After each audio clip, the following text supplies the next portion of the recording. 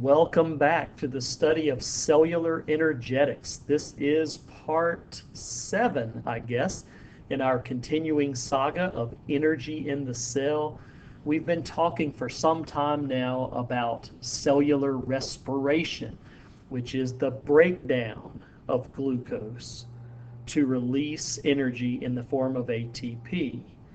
Now we're going to shift gears. Now we're going to discuss photosynthesis, which does quite the opposite. This is the capturing of energy, specifically the capturing of light energy by certain organisms, namely plants and a few others, capturing energy and then converting that light energy into chemical energy that can be stored, that can be converted into organic food molecules like glucose. So our topic today, photosynthesis. This is officially the beginning of chapter 8 in the Campbell Biology in Focus. So I'm going to start right at the beginning of that chapter, page 161, and I'll go roughly through page 165. So first of all, let's start with seemingly a simple question. Who does photosynthesis? Obviously, humans don't. Animals don't. And the obvious answer to the question of who does photosynthesis is plants, of course. But please note that plants are not the only photosynthetic organisms on planet Earth. Here are a few others.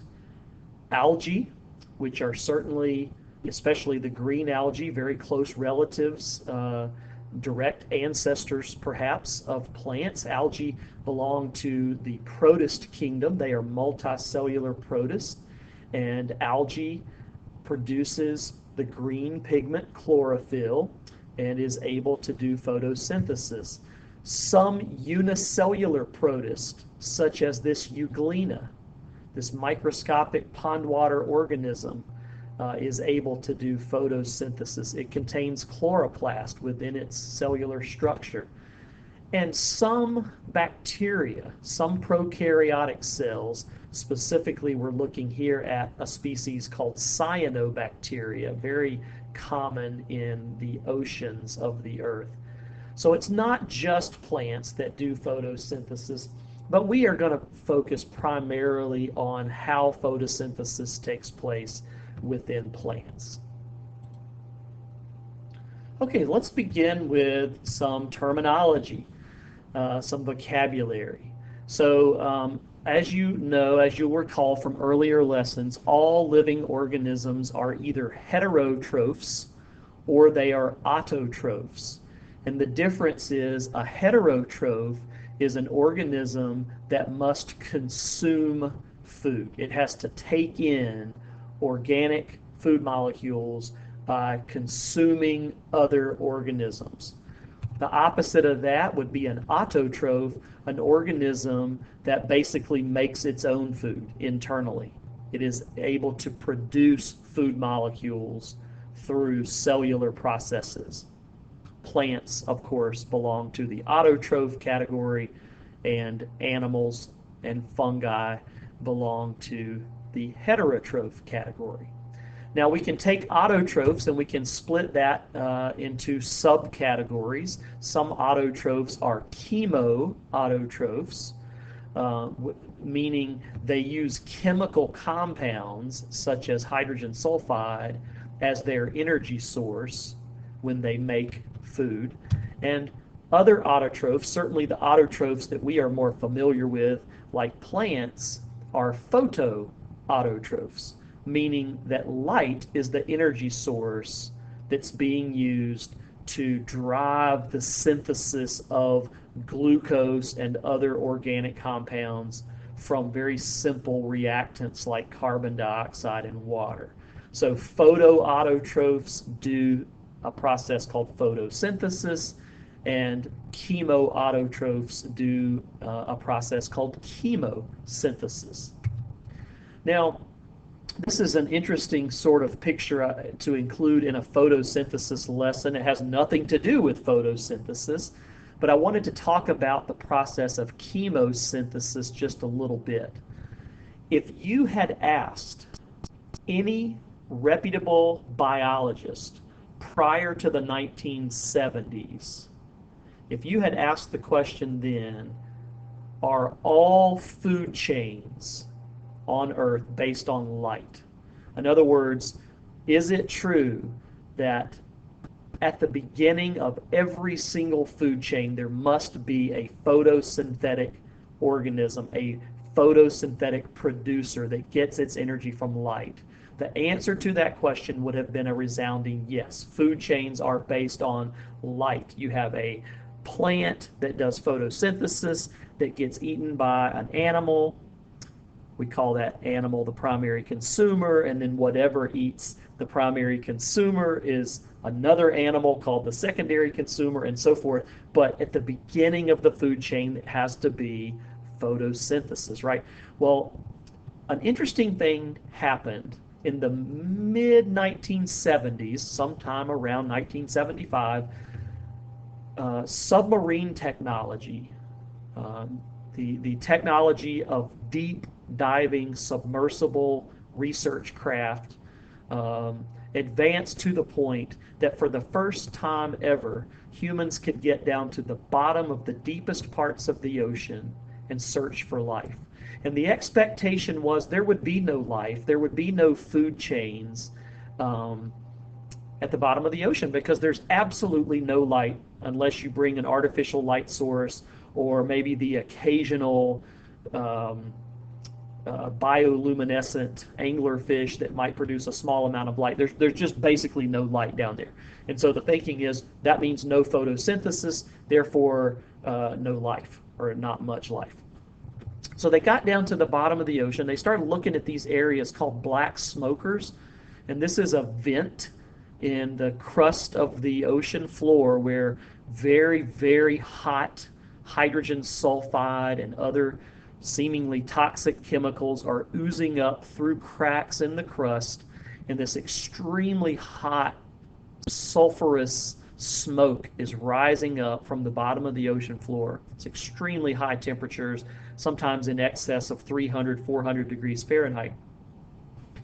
And what they noticed was near these areas on the ocean floor, somewhere close by to a black smoker, they would find just teeming with life, just clusters of living organisms, these giant tube worms, these red animals that you see with the white casing, those are called tube worms. Believe it or not, those are living animals. And then these ghost crabs, which were feeding on the worms. And so it's like a food chain. The crabs are eating the worms. The worms must be eating something. They must be filtering something out of the water. The question is what? Because, there's no light, so there can't be photosynthesis. How could you have this food chain? When they sampled the water around the black smoker and they got it back to the surface, to the laboratory, and they looked at it under the microscope, an entirely new type of microorganism was discovered, archaebacteria. And what archaebacteria do is they use energy from hydrogen sulfide in this black smoke. They use that energy to convert carbon dioxide and water into sugar, into glucose. It's not photosynthesis because it's not driven by light energy. It's chemosynthesis because the energy source is a chemical, hydrogen sulfide. And the organisms that do this, again, they're microorganisms, very tiny microscopic life forms called archaebacteria. A lot of times now, when you see this word in a textbook, they'll leave the bacteria off and they just call them archaea, because they really are fundamentally different from most bacteria, but they are prokaryotic. And it turns out that these microscopic archaebacteria, which can live in these extremely hot, toxic, smoky waters, that the tube worms are feeding on the archaebacteria, and then the ghost crabs are feeding on the tube worms. So it's an entire food chain based not on light, not on photosynthesis, but based on chemosynthesis. And so we now know that while most food chains are based on a photosynthetic producer, not all of them are. And so this is an exception to the rule. We've only known that this existed since about 1975. So it's a relatively new discovery. But what we know is that in most food chains, the flow of energy works this way. Energy from the sun is absorbed by chloroplasts, generally in a plant or an alga, some kind of photosynthetic organism. The process of photosynthesis uses carbon dioxide and water to make glucose and oxygen as a byproduct. And then all eukaryotic cells, plant cells and animal cells, can turn around and use that oxygen to break down the glucose in the mitochondria. I'm talking about aerobic cellular respiration, of course, and that makes 38 potentially ATP, lots and lots of ATP. The number's not really important. And so the process of aerobic respiration produces the molecules that photosynthesis needs. Photosynthesis produces the molecules that respiration needs. It's a nice little cycle of life, and we've talked about that before. Now, I asked the question at the beginning of the lesson, who does photosynthesis? And we discovered that it's not just plants. It's also algae, it's also unicellular protists sometimes, and sometimes even bacteria. But primarily, we think of photosynthesis occurring in plants. And so if I was to ask you where in the plant does photosynthesis occur, I think most people would assume, well, it's the leaves, because that's the green part of the plant, and that is correct. Most plants do not perform photosynthesis with their roots or their stems, although there are exceptions to that. Most plants do photosynthesis in the leaves. So the sugar making process is happening in the leaves. But what if I wanted you to be more specific? Where in the leaf does photosynthesis take place? Well, it takes place in this middle part of the leaf called the mesophyll. Specifically, photosynthesis takes place in these tiny little green dots that are inside the mesophyll cells.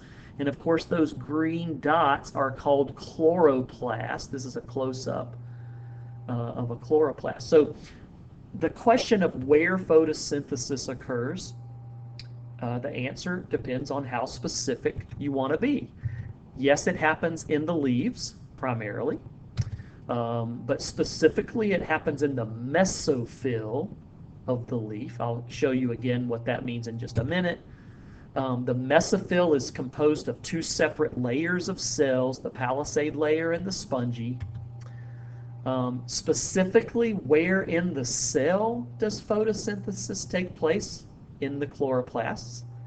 And you can even be more specific than that, because it turns out that photosynthesis occurs in two separate phases, or two main steps, I guess you could say, of photosynthesis. There's the light capturing part, which is called the light dependent reactions. It's a whole set of chemical reactions where the plant is absorbing light and storing the light energy, converting it into chemical energy.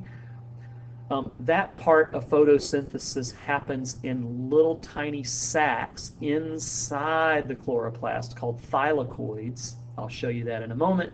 And the second half of photosynthesis, which we call the light-independent reactions, happens in a different part of the chloroplast called the stroma. So let's very quickly just do a run-through leaf anatomy. This is a cross-section view of a typical leaf, and you'll notice that there's multiple layers of complexity within a leaf. There's many, many different types of cells. The top surface of the leaf typically for most leaves is a very thin layer of wax called the cuticle to hold in moisture, a thin layer of epidermal cells, almost like skin cells, on the top of the leaf. That's called the upper epidermis. There's also a bottom layer of epidermis, the lower epidermis. And then there's all of these cells in the middle. This is where most of the photosynthetic activity is occurring. Photosynthesis happens in the middle of the leaf, which we call the mesophyll. And you can see that the mesophyll is composed of two distinct layers. The tall, slender, vertically oriented cells that are very tightly packed together without much space in between them. That layer is referred to as the palisade layer because it's somewhat reminiscent of a palisade fence with tall, skinny boards. And then underneath the palisade layer is a much more spaced out layer that's made up of all different shapes and sizes of cells, and they have empty space, little air pockets in between them. That less organized layer is called the spongy layer. So photosynthesis occurs in palisade cells and spongy cells in the mesophyll of the leaf. Okay, a few other important items to note. We're looking at a close-up here of a leaf vein. And if you've ever looked at a leaf with the naked eye, you can see little lines running through the leaf. Those are called veins. And inside each vein, there are two separate types of tubes. At the top of the vein, this little area I circled in red, those are called xylem tubes, and that's how water enters the leaf. Water travels from the roots up the stem. Remember the process of capillarity? And water enters into the leaf, traveling through these xylem tubes. At the end of photosynthesis, all of the sugar that was made by photosynthesis will be transported out of the leaf inside another little set of tubes called phloem, with a PH. Phloem tubes are used to transport the sugar out of the leaf. And the whole vein, both the xylem tubes and the phloem, are surrounded by a thin layer of cells. I didn't label these, but I'll just mention them. These are called bundle sheath cells. And they don't do a whole lot other than just protect the vein in most plants. But in some plants called C4 plants, which we'll discuss later, in C4 plants, bundle sheath cells have a very specific role to play in photosynthesis. So I'm getting ahead of myself. I'm kind of planting a seed in your brain. I like to do that sometimes. And we'll come back to that seed and we'll explore the function of bundle sheath cells. But in most plants, they really don't have a special function other than just to protect the leaf vein. Now, I don't want to overlook one of the most important structures of a leaf. When it comes to photosynthesis, one of the most important parts of leaf structure is little tiny microscopic openings usually in the bottom surface of the leaf called stomata. They're tiny microscopic pores. And if you think about it, it's kind of obvious why these are necessary. In order to do photosynthesis in here, plants need three things. They need light, which is going to shine down from above, right? Because that's coming from the sun. Plants need water, which is going to travel into the leaf through these little xylem tubes, and then the water will diffuse out into the cells as needed. But the third thing that plants have to do photosynthesis besides light and water is carbon dioxide. Carbon dioxide exists as a gas in the atmosphere. So the entire leaf is surrounded by carbon dioxide. But that CO2 is not going to do any good unless it can get up into the mesophyll, because this is where photosynthesis is going to happen.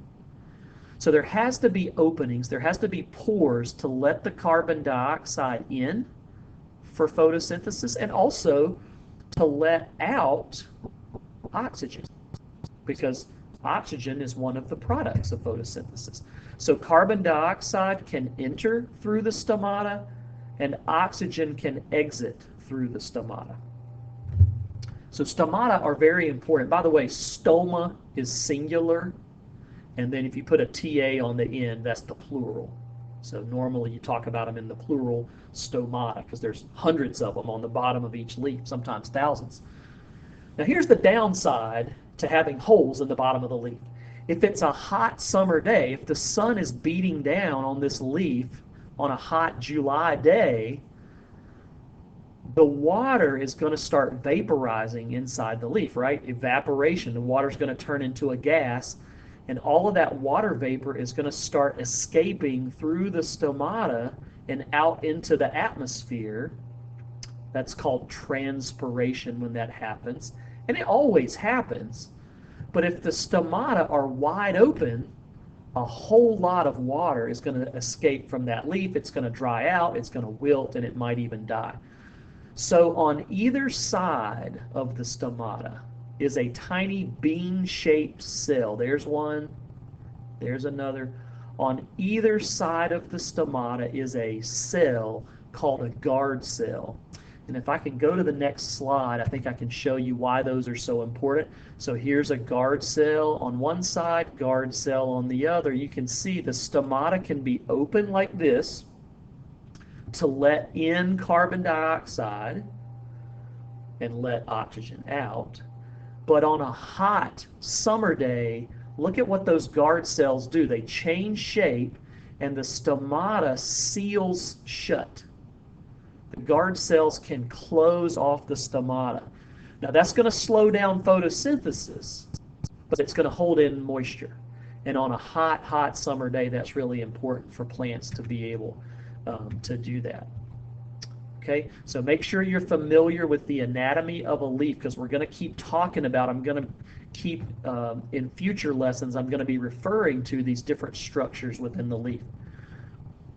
The other thing that you need to realize is when photosynthesis happens in these mesophyll cells, it's not just happening anywhere inside the cell, or inside this cell, or inside this cell.